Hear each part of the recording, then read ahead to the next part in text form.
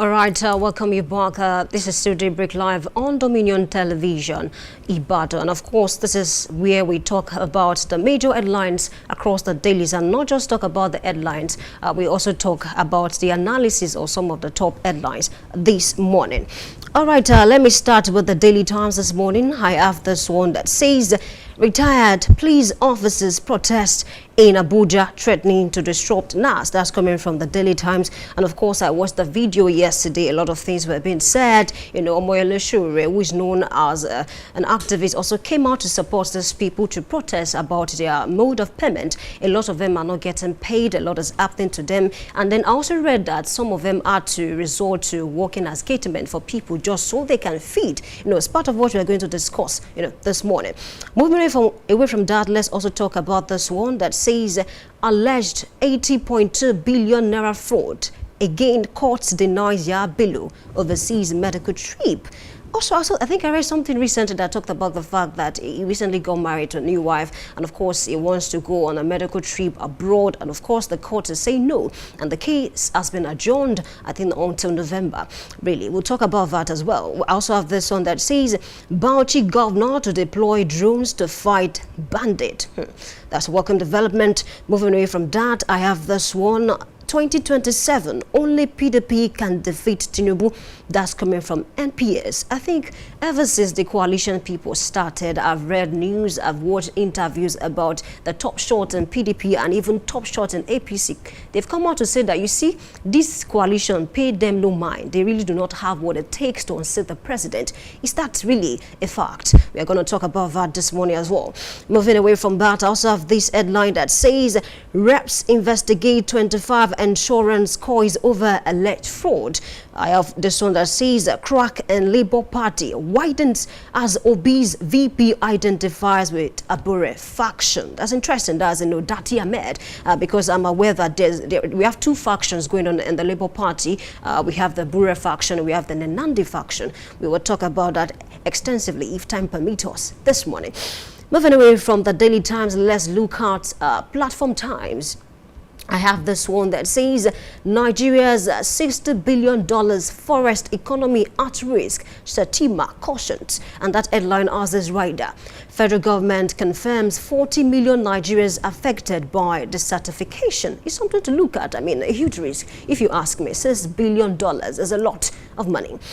Awujale burial, Ifa Council, Ogun government take battle to court. I wonder how that will end, because the former monarch was buried, the late monarch was buried just recently, but then ever since the burial, a lot of controversies, a lot of discussion. The court is saying he ought to have been buried in a traditional way. He came into power through a traditional way. Why should he be buried in an Islamic way? It's a lot to unpack on that story. I also have this headline that says Kanu J.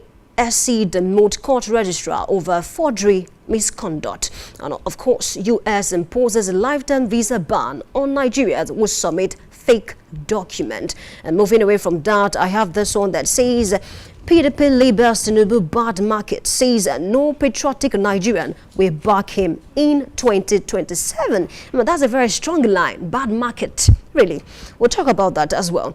Also, let's look at this headline that says Sanusi vows to strip title holders who are sought wives in Kano Emirate.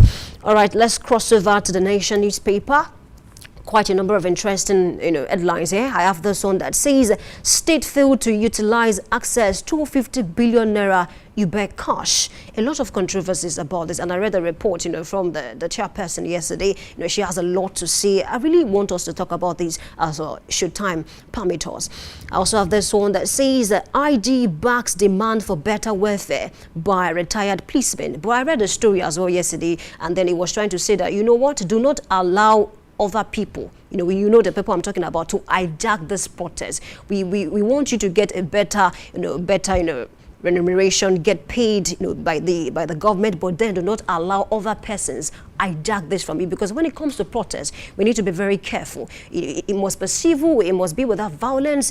People must not be killed. A lot of things must not go wrong in that protest, really, in as much as they are trying to clamor for their right, because they have worked for the country, over the years. They deserve to be paid. Also looking at this headline, that talks about Kemi Badenoch, Nigerian citizenship, federal government knocks Kemi Badenoch. And of course, this is not the first time that a Nigerian government will respond to Kemi. She had a lot to say about the fact that, she's a woman, she cannot transfer citizenship to her children, which is not correct according to the Nigerian Constitution. I think, Section 25B of the Constitution, says that you can actually do that whether you're a man or a woman. Even if you have grandparents that are Nigerian, you have access to Nigerian citizenship. All right, away from the Nation newspaper, let's cross over to this day. And of course, ladies and gentlemen, I have quite a number of headlines here. The first one here is saying federal government's debt to Gencos eat 1.2 trillion naira. Total arrears exceed 5 trillion naira. That's a lot to unpack. Yeah, that headline asks this writer. It says generation companies kick over new subsidies to EERC. Really? Moving away from that, let's also look at this headline that says after rebasing, NBS put nominal GDP at $243 billion in 2024. That headline asks this writers. Economy grew by 3.13% in first quarter 2025. Oil contributed 3.97%, non-oil 96.03%, and oil production increased to 1.62 mbpd. Let's cross over to Nigerian Tribune. I have this headline that says Nigeria's economy expands, records 3.13% growth in first quarter. It's a welcome development. Looking at what the economy is currently seeing, a lot of things are going on. Farmers can no longer go to the farm to farm because why? They are going to be attacked. A lot of them have been attacked in the past. Look at Benue, for instance. Even here in Southwest, we've seen a lot of attacks, on these farmers. There's a lot, to talk about. We do hope that the economy will come up, higher than this. Let's also look at another headline that says Obi's running mate Dati offers to resolve Labour Party crisis. That headline as this writer present at NEC meeting by Abure-led camp. And also I read another headline just recently now that he has joined the Abure-led camp. I really do not want us to conclude on some of these things. Of course, I have my analyst here that will help me make sense of that headline. Does he really have the capacity to actually resolve this crisis within the Labour Party is what we are going to look at this morning. Moving away from that, I have this one that says ITP cautions protesting ex-police officers against external influence. Protesters insist on exit from contributory pension scheme. This is the basis of the protest. We want to leave this contributory pension scheme. And then, of course, I heard one of them say that, you see, the idea, the DIG, they are not part of the scheme. Why should other, lower cadres or lower officers, be under this scheme? Because this scheme, according to them, is not favorable at all. And of course, let's look at the last headline on Nigerian Tribune this morning. I have this one that says over 250 billion UBA intervention find unutilized by state government. That's coming from IBEC. Of course, that's how much we can take this morning. It's time to turn to my analysts. Of course, they'll help me make sense of some of the major stories that we have this morning. The first person here I have with me, Temitope Ishola, who is a public affairs analyst and, of course, a historian and writer. And, of course, I have with me Victor Akilen, who is a political scientist and, of course, an entrepreneur, also a public affairs analyst. Good morning to you both. Good morning. Good morning. Yeah. Thank you for having us. Good morning. All right, and welcome on board. Okay, very much. Yeah, so let's start with this story from Daily Times, on Daily Times rather. I have this headline that says retired police officers protest in Abuja threaten to disrupt NAS. And of course, I'm sure you must have seen some of the videos and their complaint. I just talked about it now. They want to be out of that pain, scheme. Why? Because it's not favorable to them. This protest, do you think is going to yield anything positive? Let me start with you, Timmy. All right. Thank you very much once again for having me. I think it's high time we have our institutions take better care of our workers, policemen, basically security men generally. Look into their allowance, salary structure is an eyesore, considering what they go through, in the sense that they are our first line of defense generally, be it the policemen for internal security, the soldiers when it comes to external security and the like, basically the armed forces. our security men are not well catered for their salaries. Some of them still get salaries as low as 50,000 naira. And so it's not, and if we even take it away from that, you also look at normal civil service, we also have issues with salary. So even the salary itself is not even better, talk less of retirement funds and the likes. And I think what we need is the institutions have to just ensure that to a reasonable extent, they put in measures in place that cater to all these individuals, why they are at, should I call it office, as per why they can work or why they are in service, that's the right word, and when they are off service. Because if you look at our political actors, they don't fall within this bracket of having to worry where their retirement funds will come in, whether it's contributory or not. So I believe the system, the government has to actually do better in putting out a clear-cut structure that caters to these people from the beginning of their service down to their life. Because many of these men serve for 35 years, 30 years and the likes. And when you even look at what they are going to collect cumulatively as pension, I don't think it's also commensurate with the years they put into service. When you compare salary and you compare the rising cost of living in the country. So I believe government should do better. And I have no problem with these men coming out. I think the only problem I would have is the Inspector General of Police coming out to say he's backing them. You are at the aim of affair. You don't need to tell us vocally that you are in support of the agitations. You are in that, is in that space where you can make demands, reach out to the Police Service Commission, or make certain budgetary demands to the federal government and put things in place. Especially for the police, I think with my interactions generally with the armed force, because I can say I have interactions with them, I think the police force is one of the least funded, least catered security outfits in Nigeria. Their barracks is an eyesore. If you go to the Air Force barracks, beautiful. If you go to the Navy, beautiful. If you go to basically the armed forces, they are well catered to. But when you come down to the Nigerian police, it's a different thing entirely. So I believe there's a lot of institutional deficiencies that needs to be catered to, not even just the retirement. It's a good thing the retirement has brought this retirement protest and the likes has brought this up. But I believe the Nigerian police force needs proper digging beyond just this protest that has been said. All right, let me turn to Victor. I think I watched a video while one of the protesters said that, you see, most of the young guys that are now in the force now, I'm part of those that train them, and a lot of them have not, been able to, come up with any help, that will facilitate their payment early. What do you make of that, really? There's really nothing they can do. Okay. The system, like my friend said, the system has been bad from God knows when. So one person or a set of people would only try their best, speak and speak, put their effort, fight and fight, and eventually they will get tired. They will go back to their family.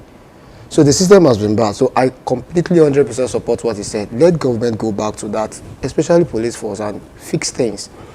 Then I am not against the policeman, the IG, speaking in support of saying he support them. Okay. I think that would what's the right word now? That would make federal government to know that it is a serious matter. I mean, for the IG talking about it like, oh guys, I'm in support of this. It puts the federal government on hot seat. IG is in support of them. Let's do something quickly. So over the years, everybody will keep, not only the police force now, there was a time the Teaching Service Commission of a particular state too was protesting and doing all those. The TESCOM has a chairman, has a secretary, has a spokesperson, but all of their efforts to put things in place didn't work until the teachers went to the street and started fighting for their right themselves. So yeah, it is true that a lot of people back end have been fighting for this, but we do have results. That's why the people will have to come to the street themselves. So, yeah. And I think to add, Nigeria basically has a poor interaction with their workers. Same Very applies bad. to ASU. Okay. They always consistently have issues like these institutions, these workers always follow protocol. There's something we call in Aluta the 3 C's. I think consultation, consolidation before you confront. Confrontation, yeah. Protest is confrontation, which is the last of the process. So from them consolidating or consulting, government used to ignore them. they will always prolong it because obviously they are not wielding any power. It's just like you are coming to meet a big man and you have nothing to hold as a wager. Protest is what these individuals understand as the way to force government. But probably before it gets to that point, government have always ignored them. They've always kept postponing, kept pushing, giving them fake promises. Oh, don't worry, we'll work on this. Give us 2 weeks. And it turns to 2 months, it turns to 3 months. So before it comes to this level of confrontation. So that's why whenever I see any of these institutions coming out to protest, I can already tell that a lot has gone behind the scene. That beyond the Nigerian police force, other sectors so too. Even other sectors as it is. So I hope, like we said, that the government responds as quickly as possible. Now it is public news. Before it wasn't public news, even though we might have perceived it. But now that it's public news, I think this is what the government also likes listening to. Government likes wahala, permit my word. Until things go out of control, they usually won't do anything serious. Haven't you seen that as a Nigerian trend? Until the students will leave their house, their classroom, and enter the streets to go and throw stone to the government office. Until then, the governor will not do something. Until, even within the school now, until the students start breaking. The vice chancellors will not respond. VC will respond. You get this thing. So it is a Nigerian trend rather, that until we get to that part of confronting, protesting, going to the streets, before Nigerian government really won't do anything. So yeah, I'm 100% support of this. And thank you, IG, for saying that, for making that statement. And let me add this to what he said. The politicians now, they can't relate with what civil servants, public servants are facing. They can't relate. Hence why they won't see a need to handle this matter. So until we throw stone and break their vehicle glasses, then they will. Would that not be counterproductive? Because I mean, if you do that to government properties, really.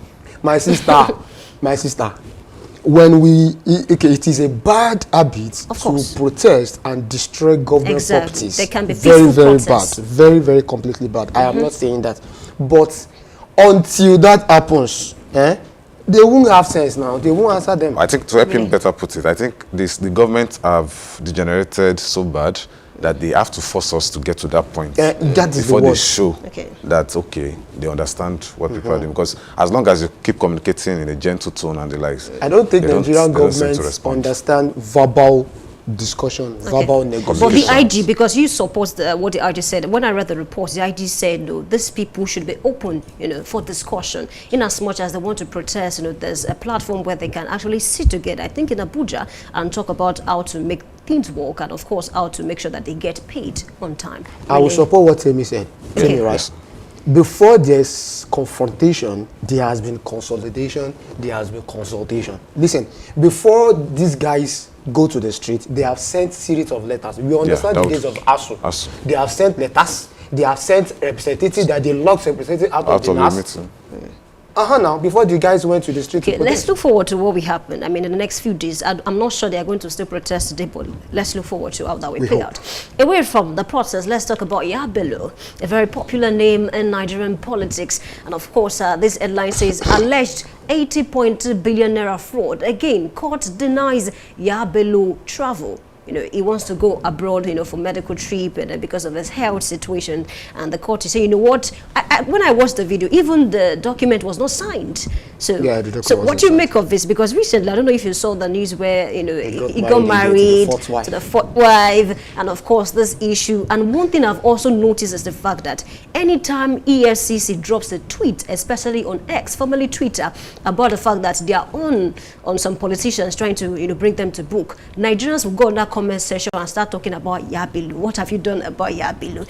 He's one of the most popular politicians in Nigeria as we speak now. Really, what do you make of that? I think the Yabelo case is a clear image or a clear depiction of the state of Nigeria, where the law is different for the rich and the poor. He epitomizes it. So you don't need to go too far and postulate. Just put him in front and you get your answer. That's just it. So it's a constant reminder to the lower class or the Nigerian society that as long as you have power, as long as you are rich, as long as you are big, the law will not match up to you, that you are bigger than the law. So every time EFCC, who I refer as toothless bulldog, Really? constantly make pronouncements about things along the line of corruption. Don't tell us what you want to do about those governors that are still in power. Show us what you can do with Yaya Bello. The law is clear. The facts are clear about what you have stolen in office. Your organization mission and vision is clear as to what is necessary to be done to get such a person in. And you people are struggling. Nigeria is a very funny place because you see them say, even the police is also guilty. You see them say Yaya Bello is wanted. But there is a policeman attached to him. So how do you want to explain or make sense of all of this? So I think... You don't think the EFCC is actually trying its best? I mean, look at even the court. The court will not allow him travel abroad to... I think EFCC themselves are the ones that haven't done enough in getting a conviction. Okay. Let me put it that way. The manner at which they go about their function. It's so easy for them to pick up young men on the streets because they are basically defenseless, no extra security and the likes. But when you have individuals of this class, they tend to do that always. But I still believe that the court has helped in this regard. Judge, because I went through the proceedings and I can see that he hasn't fully fulfilled the necessary requirement that could have granted him that. And I think one of the most important of it was his signature. Okay, I think let's take a break for now. When we come back, we want to talk about Obidati, his conversation with the Abura faction. We need to take a break now. Please stay with us. We'll be right back. All right, welcome you back to Steve Headlines Analysis on Dominion Television, Ibadan. Of course, I told you before we went on that break that when we come back, we're going to talk about, this headline on Nigeria Tribune that is saying Obi's running mate Dati offers to resolve Labour Party crisis. Present at NEC meeting by Abure-led group. Let me start with you, Victor Akile. Yes, boss. He's saying that he has the ability to, try to resolve this crisis going on within the Labour Party. Honestly, if anyone had told me that Labour Party would be going through this kind of leadership crisis, I would have, argued that out, because really the party was really united 2022, 2023. Now we have two factions, the Nandi faction, Abure faction. And of course, do you think he has the capacity to actually resolve, this crisis? And do you see Peter Obi running on the Labour Party? On the Labour Party, you say? Yeah.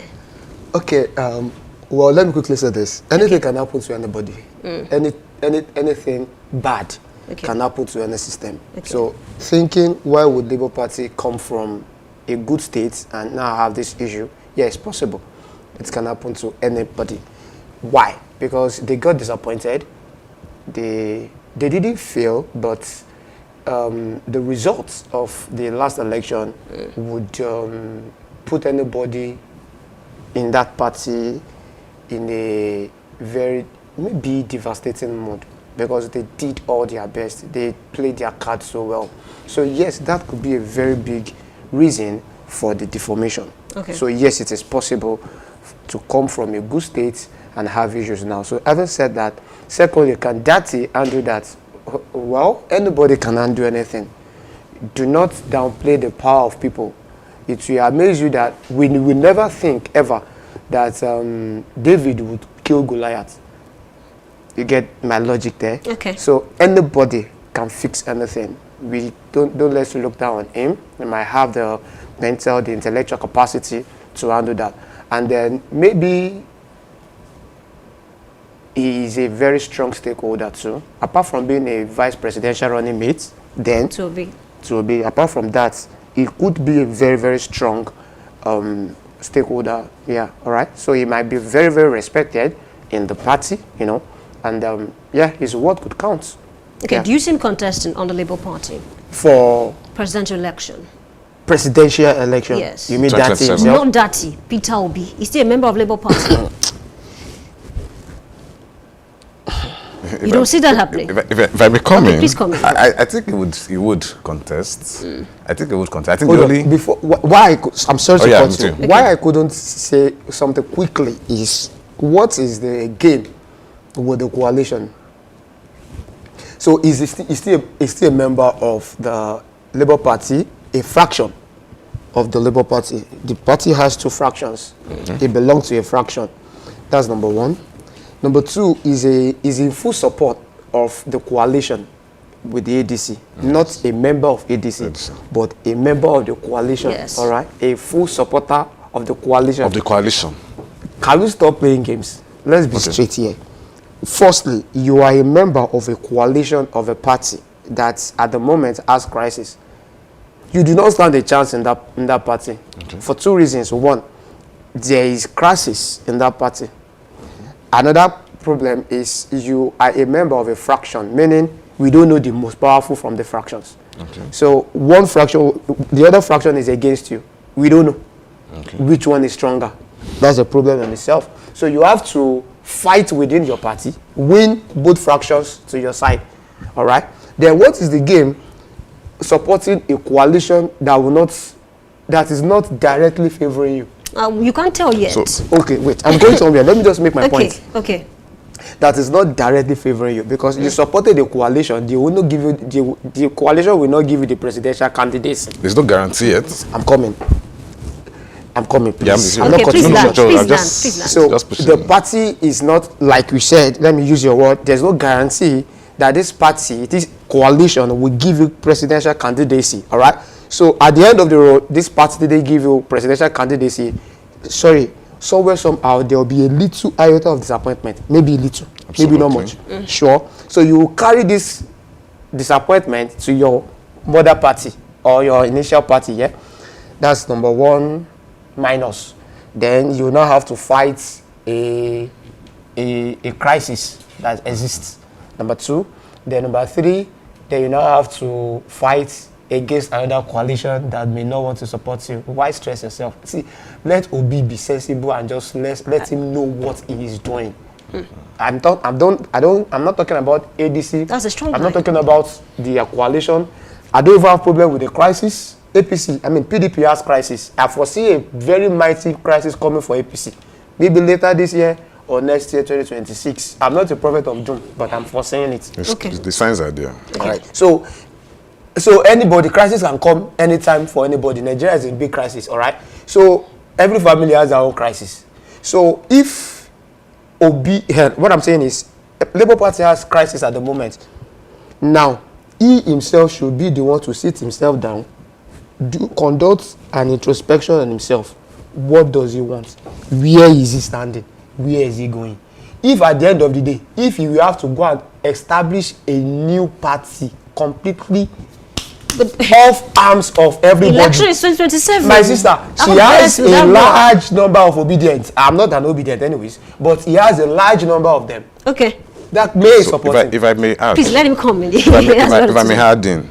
I think the first mistake we make is to assume there's a faction in Labour Party. There is no faction. Really? There is. And I'll give you the reason why I say so. I'll say whatsoever the confusion is concerning the Labour Party is being fueled by the Lagos media, the Southwest media, which Tinubu has a strong hold on. We all went to school to a reasonable extent. We know what is right from wrong. The Supreme Court has given a judgment that clearly states that this individual is not to be the... Before you continue, I don't want to blame people who assume we have factions in the Labour Party. Because that's why I'm clarifying obviously that's why I'm clarifying. have issues with Abure. That's what I'm clarifying by saying it is clear by law and the Supreme Court judgment, which is the Supreme Court of the land, that clearly stated... I'm coming. That clearly stated that this young man or old man, Abure, his tenure has ended and elapsed. And is not the leader of the party. And the statutory neck of the Labour Party that, in quotes, served also or were in place under Abure are the ones that still took the decision and elected Usman Menandi first as a caretaker. She's going to be the first as a caretaker, then last week brought in as the interim, as an interim to conduct elections and convention to bring in the proper executive that will take them to the elections. So that's clear. On the coalition, it's clear to you, but not clear to a lot of Nigerians. That's what I'm saying. That I said this in essence, it is a clear, simple thing. But the confusion is being fueled by the Lagos media. And the fact that INEC still has Abure as their national party chairman, which is also a very funny scenario because it was the federal court beneath that said, because they themselves, INEC were the first persons to take him out. Okay. Because the protocols to organize the convention was not followed through. And they said he was not recognized. He went to court.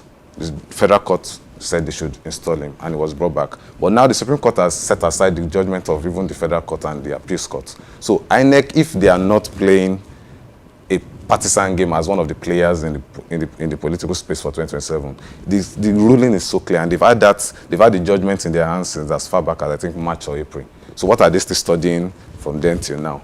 We've seen Abure go meet Wike last week. There are handles in it. So when you talk about the coalition, for instance, the coalition is not dead, but the coalition is hinged on them making the right decision.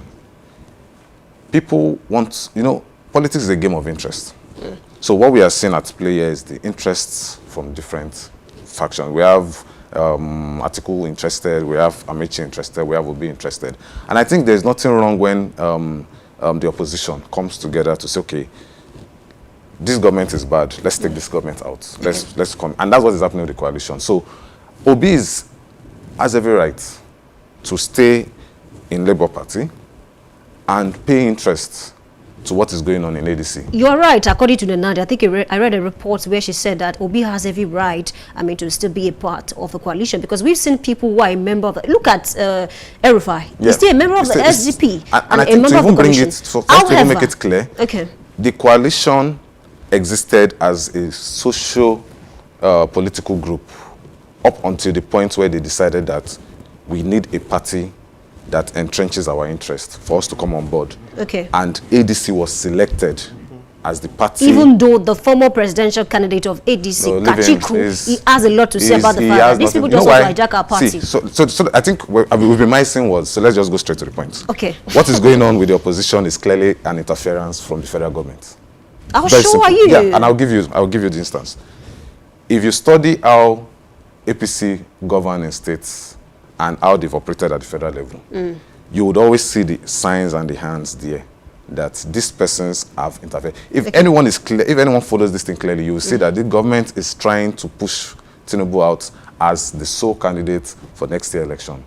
Check PDP, there is crisis. Check Labour Party, there is crisis. SDP, there is crisis. Everywhere. Under Buhari was still even lenient.